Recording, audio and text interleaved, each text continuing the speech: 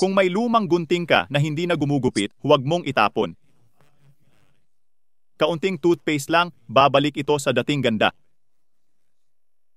Normal lang na maging mapuro lang gunting sa paglipas ng panahon.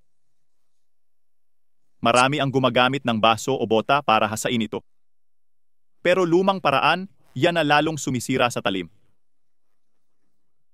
Sa video na to, ipapakita ko ang praktikal na paraan ng paghasa. Gagamit lang tayo ng kaunting toothpaste. Ganun lang kasimple. Tingnan niyo, hindi na gumugupit ang gunting na to. Subukan nyo sa plastic, makikita nyong hindi na tumatagos. Nguunguyain lang nito ang plastic, hindi na talaga ito gumugupit. Kaya ganito ang gagawin natin. Lagyan ng toothpaste ang buong gunting.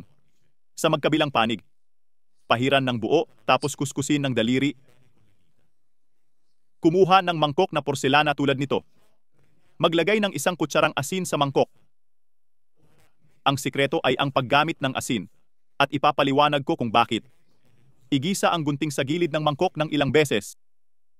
Ganito. Pataas o pababa.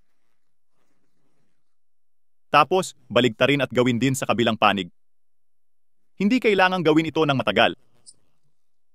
Ilang beses mo lang sila ipasa. Marami akong problema sa ganitong gunting. Matapos kaunting gamit, pumurol na agad. Dahil simpleng gunting lang, di sulit i-tune. Mas matipid bumili na lang ng bago.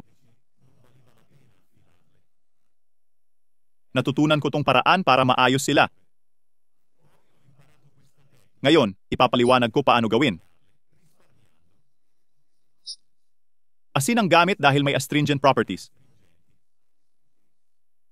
Pag ihasa sa mangkok, tumutulis ito. Epektibong paraan to sa bahay para sa gunting. Pwedeng may marka sa ilalim ng mangkok. Pero, huwag kang mag-alala. Punasan lang ng daliri at mawawala.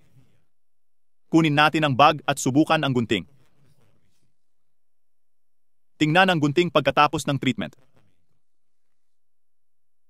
Mahusay na ang paggupit, walang hirap.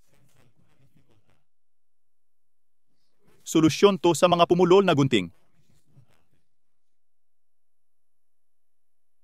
May gunting ka ba sa bahay na di na gumugupit? Huwag mo nang itapon. Gawin mo to para makatipid. Ito ang tip ko ngayong araw. Sana nagustuhan ninyo. Yakap at kita tayo sa susunod na video.